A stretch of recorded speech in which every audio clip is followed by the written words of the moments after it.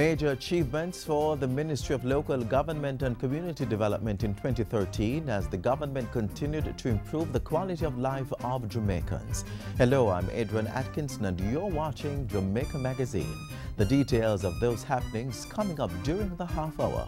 Plus, the European Union's poverty reduction program, Building Today, Enhancing Tomorrow, and the Church's influence on the fight against crime.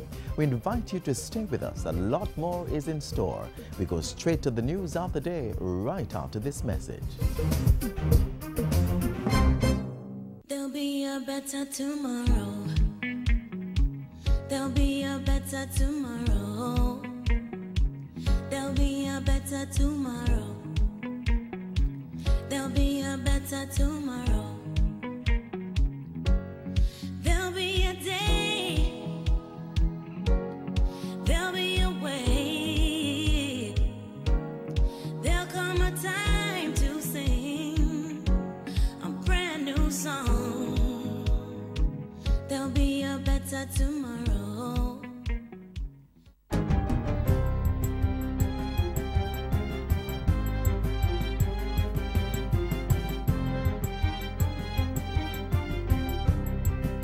Good day, I'm Samantha Allen and this is your GIS News for Thursday, January 23. Prime Minister Portia Simpson Miller is assuring local businesses, particularly small and micro enterprises, that there will be opportunities available in the much-anticipated Global Logistics Hub initiative. It will be up to each and every one to explore such opportunities.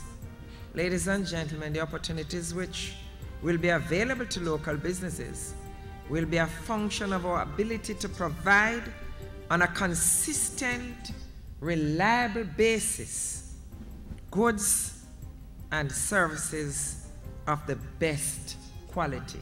Mrs. Simpson Miller was speaking Tuesday at the start of a two-day symposium to sensitize local businesses and investors on the pending logistics hub. She encouraged greater skills training in areas related to the emerging sector to ensure more Jamaicans can access the jobs it will create. Meanwhile, Industry Minister Anthony Hilton said the logistics hub initiative created an opportunity for the country to construct a new economy. This initiative is a challenge to every Jamaican entrepreneur and to every Jamaican business to begin to think outside of their comfort zones and to arrive at responses to some of those troublesome questions that might be keeping you up at nights. How do I see the global competitiveness or the global competition to my business? In the meantime, government is to review the country's trade laws to maximize the benefits that can be derived from the highly anticipated Global Logistics Hub. The government is also currently reviewing legislation and policies related to foreign trade, with the intention of putting in place the appropriate trade regimes to enhance the efficient operation of the hub facilities. The Industry, Investment and Commerce Minister says he's mindful that the future success of the logistics hub largely depends on the reform of the business environment to achieve greater efficiency and competitiveness. As a result, he says the National Competitiveness Council has also been working to improve the island's standing as it relates to doing business, competitiveness and logistics performance. Carib Cement Company Limited has received approximately $1.7 million from government for clinker shipped to Venezuela last December as part of the trade compensation arrangement under the Petro-Caribe Agreement. The payment was for 20,000 tons of clinker, representing the first batch of 100,000 tons of the product valued at $8.5 million. It's part of an agreement that allows government to supply Venezuela with locally produced goods in lieu of cash to help offset Jamaica's $2.5 billion oil debt with the South American country. By paying the local company to produce while meeting its Petro-Caribe debt obligation, government is able to derive other important benefits from the deal. Carib Cement and Jamaica has benefited tremendously by pioneering an additional market for their product, which employs Jamaican workers in producing it and helps expand overall production in the country. The money to pay Carib Cement is taken from the Petro-Caribe Development Fund.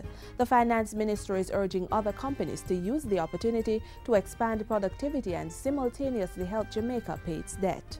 We repay in excess of $100 million US dollars each year under the agreement, and it's possible therefore for companies who can identify Venezuelan importers and who can engage in the appropriate arrangements to supply those commodities from Jamaica. The second batch of clinker is expected to leave the island on January 28, with a final shipment scheduled for April 2014. In related news, Jamaica is committed to partnering with its regional neighbors on matters of energy security and utilizing alternative energy sources. Minister of Water, Land, Environment and Climate Change, Robert Pickersgill, says government sees the community of Latin American and Caribbean states CELAC as an important tool in that regard. Jamaica remains committed to the CELAC process and looks forward to actively participate in the second CELAC summit and the ministerial meeting, as well as other associated meetings to be held in Havana later this month to discuss increased cooperation and address regional issues of mutual concern. Minister Pickersgill was addressing the commemoration of the 55th anniversary ceremony of the triumph of the Cuban Revolution. And finally, 56 schools across the island are to receive special attention from the Ministry of Education to address criminal behavior among students and preventing school dropouts. This follows a study done last year linking the majority of persons in prisons with poor performing schools. The Education Minister presented the study to Parliament Tuesday and said several measures were being implemented to address the issue. I'm pleased to say that a coordinating committee has been identified, which will include representatives of the Association of Guidance Counselors, Deans of Discipline and School Safety, and will also have a wide ministerial, interministerial complement. An eminent psychiatrist has been asked to chair it. And that's it for JIS News Today. I'm Samantha Allen. Thanks for watching.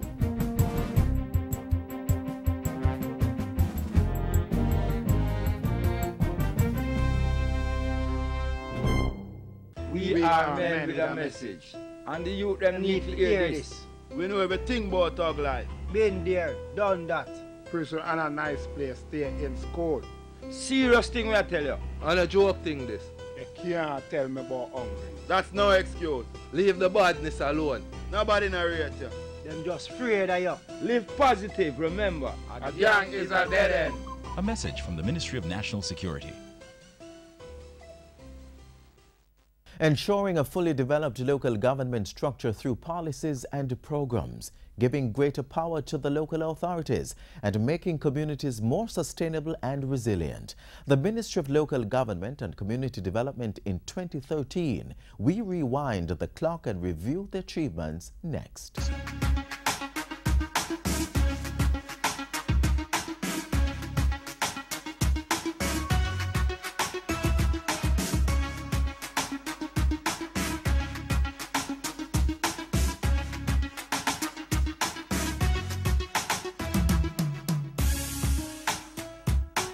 Local government is the most responsive level of government.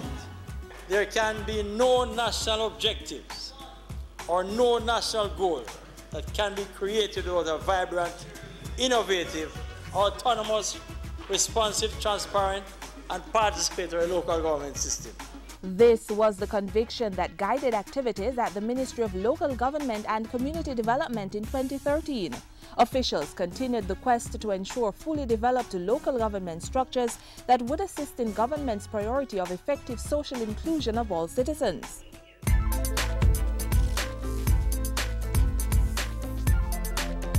Perhaps the most noteworthy of the ministry's achievements came in November when Cabinet approved the Strategic Laws and Reform of Local Governance Act.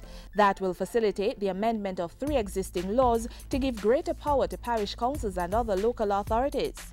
The proposed Local Governance Act will be created by consolidating several existing acts and will introduce several new concepts and tenets which reflect a modern approach to local governance. Drafting instructions have been given to the Chief Parliamentary Council. The Council is also reviewing the Constitution Amendment Local Government Bill, which will ensure greater significance is attached to local governance initiatives by successive governments. Citizens' involvement is the very heart of the democratic process. In April, ministry stakeholders combined the citizen involvement with environmental protection when Phase 2 of the plastic separation program was launched in 3 Manchester communities. If you recycle 1 ton of plastic, you will save approximately 7.4 cubic yard of landfill space. The project encourages householders to separate plastic containers from their regular waste, making it easier for the National Solid Waste Management Authority, the NSWMA, to sort and recycle.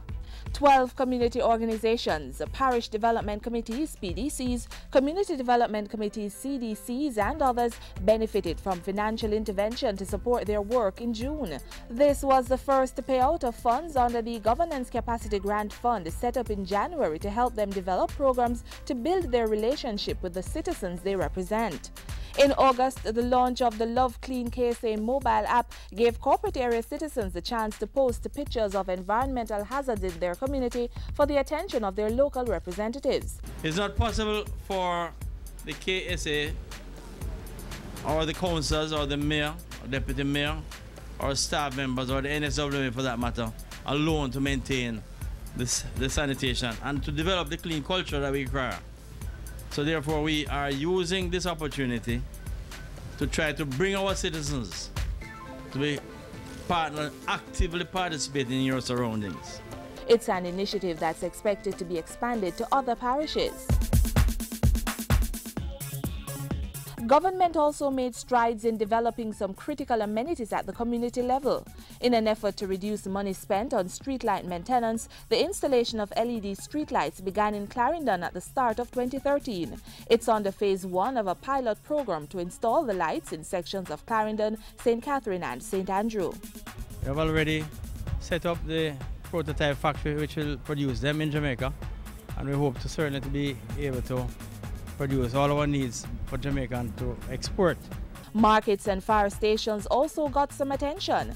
A police post was re-established at the Charles Gordon Market in St. James as part of upgrading works valued at $3.2 million. The task is to ensure that the enhancement of commerce in all its aspects is recognized and that the people seeking to access service in the market will do it in a safe and secure manner.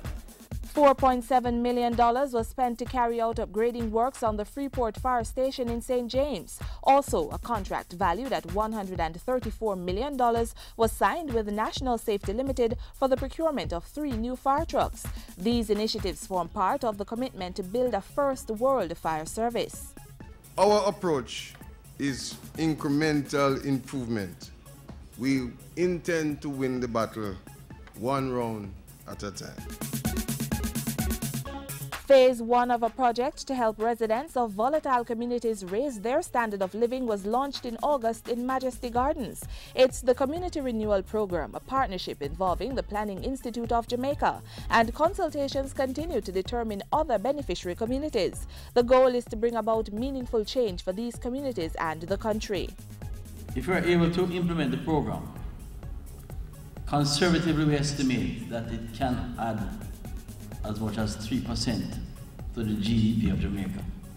Plans were also put in place on initiatives to make communities more sustainable and resilient to natural disasters. A new Building Act was approved by Cabinet in March, and policymakers are looking forward to its implementation by the end of this financial year. The new legislation, coupled with others, seeks to improve the efficiency of the building approval process and provide a framework for the effective management of the building industry. In May, the ministry signed on to a global campaign called Making Cities Resilient, My Cities Getting Ready in Kingston.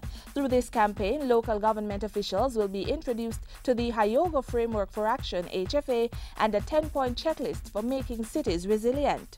If we accept and practice the proposals of the Hyogo Framework for Action, then together the world will benefit as the problems we face are globalized. To support that, a contract was signed for the implementation of a landslide mitigation project in 4 vulnerable communities. The Office of Disaster Preparedness and Emergency Management (ODPEM) and the National Works Agency are collaborating to construct mosaic architecture to reinforce hillsides, build drains, and implement rainwater harvesting. This community-based landslide risk reduction project is a part of a bigger framework as it relates to building disaster-resilient communities. At the start of the year, ODPEM also donated $30,000 to the earthquake unit to install 4 motion seismographs across the Kingston metropolitan area. They will be positioned on buildings to help monitor the response of those and other structures during major earthquakes. Those were some of the major happenings in the local government and community development portfolio in 2013. As government continues to improve the quality of life of Jamaicans, ministry officials remain committed to effective social inclusion and the development of communities that will influence national growth.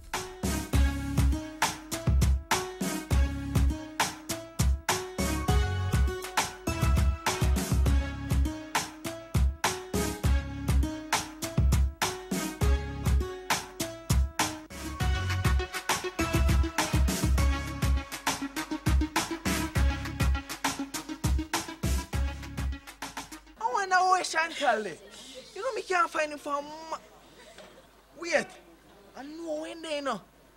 Watch me honey.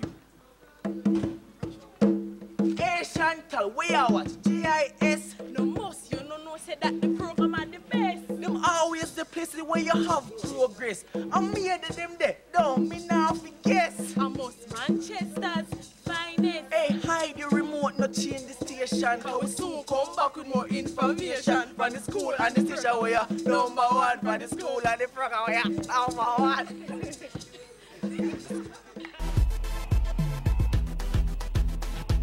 In order to facilitate the smooth delivery of its services, the Passport, Immigration and Citizenship Agency has formulated a Citizens Charter. It's our commitment to providing you, our valued customers, with quality service. In the Charter, we have given the assurance to process compliant applications for passports within 7 days at our head office or 11 to 20 working days at other locations. We also offer expedited service. It is also our promise to process airport passengers within 3 minutes of arrival at the immigration desk. At PICA, compliant applications for citizenship by descent will be processed within 30 days, while other categories will be processed within 24 to 30 months. Because you see, at PICA, you matter. The passport. Have a good day. Immigration and Citizenship Agency. Securing our borders. Safeguarding our sovereignty. The work of the European Union Poverty Reduction Program is to promote economic well-being and enhance the quality of life for residents in volatile communities. Our next feature highlights their work in Jamaica.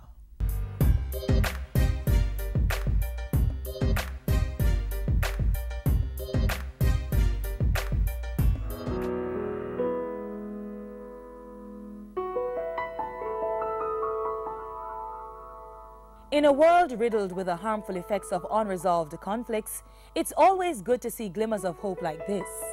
Thanks to the work of the European Union's Poverty Reduction Program, PRP, scenes like these are becoming more popular across the island. PRP, which has been operating in Jamaica since 2001, aims to promote economic well-being and enhance the quality of life for residents in volatile communities. Implemented by the Jamaica Social Investment Fund, JSIF, the Poverty Reduction Program, now in its 3rd phase, has provided life skills training in dispute resolution, sexuality management, vocational skills training, on-the-job placement, and remedial reading and literacy classes. The idea behind the program is to, as far as is possible, help to grow and develop persons in selected communities, to help empower those persons to take better control of their situations, move them out of the state of poverty. Funding for the various projects is provided by a component of PRP called Grants of Low Amounts, GOLA. GOLA awards a maximum of €10,000 to community-focused groups. Assistance is also given by the Jamaican government. One of the many groups that have benefited from the PRP is the Family and Parenting Center in St. James. The center, which offers therapy to troubled children and positive parenting workshops, was able to further extend its services to the community. Most of the youth who entered the program had anger management issues. I could not walk away from conflict. I was a very aggressive person, and I also get involved in fights. I took part in self-esteem building, also control anger, like walk away, and also control my anger problems. Before he came here, he have a little anger problem. It would eventually get me upset, right? And as a parent, you'd want to do things like hit him or so on, stuff like that. Well, I was not concentrating well, and I was easily to get upset because I was having anger problem. I learned about myself and how to treat myself, plus stay away from conflict and how to treat others. I want to say thanks to the Poverty Reduction Program. It is very helpful to my child, and it also can be beneficial to others in a community, students, and so forth. And I believe that they should be more established, and so other children can come and take advantage of what they have to offer. And so they too can be good men and women of tomorrow. This is one of the best things that could ever happen for people in like volatile communities. This program should go through all the communities in Jamaica, because if we are going towards Vision 2030, these are some of the things that we need to do to prepare our people. Over in Kingston, through Hope Worldwide Jamaica, PRP Phase 3 has also spread some good cheer to residents of Fletcher's Land and surrounding communities. We received a grant of €10,000, and the main aim of the project was to do employability and skills training, so the various skills training, such as PC maintenance, computer application, customer service, that would allow the youth to be more marketable. Camille McIntosh and Jamil Smith are just two of the many participants of the program whose lives have changed dramatically. Rewind to last year, and they were both at a standstill, waiting for an opportunity to burst free and excel. Fast forward to today, and they're doing just that, thanks to the JSIF implemented PRP3. For Camille, the program has allowed her to fulfill her lifelong dream of being a cosmetologist. Right now, the Heart of Beauty College, which I'm now attending, it has helped me a lot because I am now doing my home care service, which I go to person's home and I will go ahead and do the hair for persons who think it's difficult going to the salon, especially on Sundays.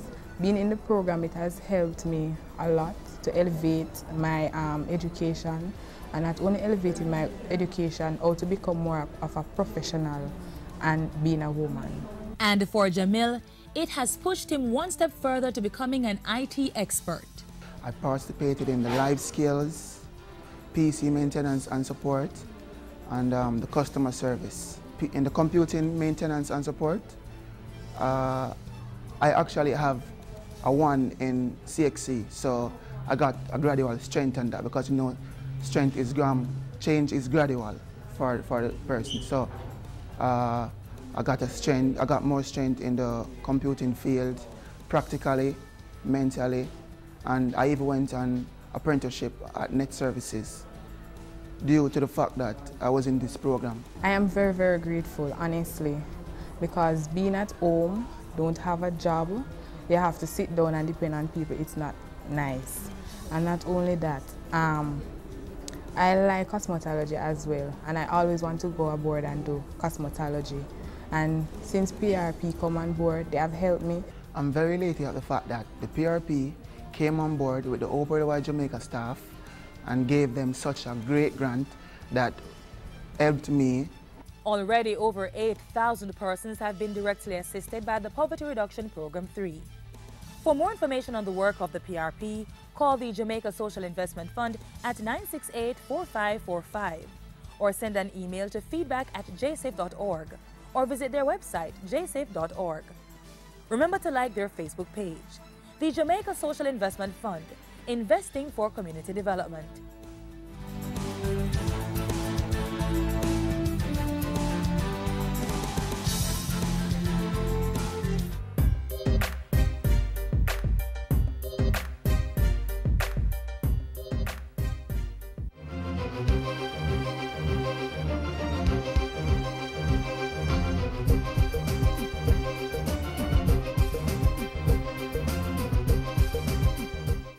it helped to expand my business, but the banks only wanted to be up in my business. The high interest rates were killing my business. They're never really business with my business. At the Exim Bank, we have your business needs covered. Our application process is easy, and we provide loans at competitive rates for the productive sector. From renewable energy projects and working capital to plant upgrades or expansion and export financing. Come in and talk to us today. The Exim Bank. On the road to success, you are going to want us in your business. Fighting crime takes a united effort, a consensus agreed on by the nation's leader, Prime Minister Portia Simpson Miller, who reiterated the point at the recently held National Leadership Prayer Breakfast. So we engaged persons in attendance to find out how the church could play its part in the fight against crime. Here are the responses.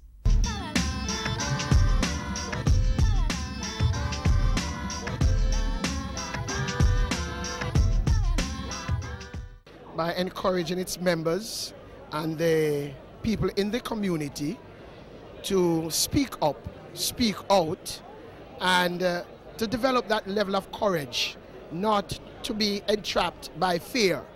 I do think the church can assist in many ways to help families to get to prayer first thing in the morning, to be able to help to train our children, get them to Sunday school, street side Sunday school, the word of God in the hearts of the children. If you get a child from age 2, you will never lose them at age 16. The church needs to work with community and not be isolated from community, working with those who are in the security forces, working to create programs that will help our youngsters in particular who are a part of the crime situation to have an alternate lifestyle, to channel their energies in more productive endeavors. More work in the communities with children and their families so that they do not become discouraged and hard-hearted, but have every opportunity to develop to their full potential. Despite denominational values or beliefs, we should come together, be united for one cause. The Word of God also declares that one shall put 1,000 to flight, 2 10,000.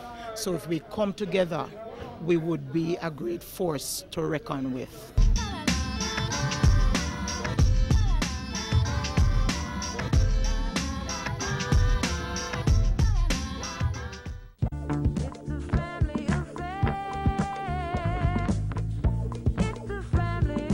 Mother taught me how to work for what I want, and if you don't work for it, then you don't deserve it.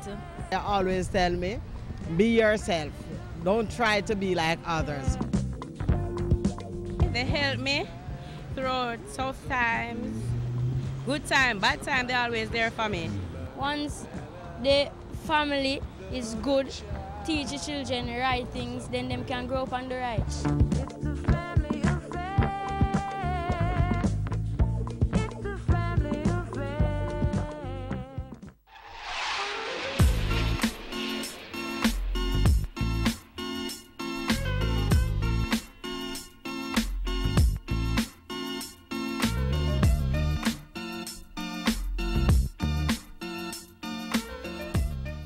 Here's a sneak preview of tomorrow's show.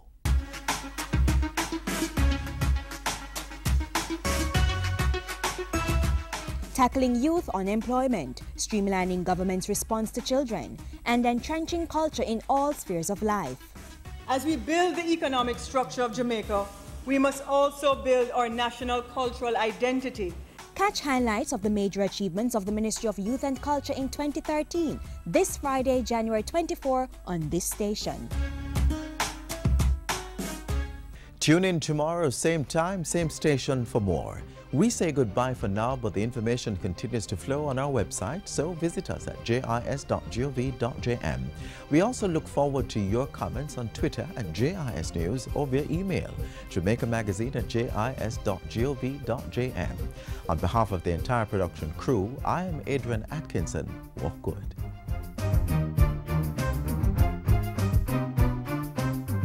This has been a production of the Jamaica Information Service, the voice of Jamaica.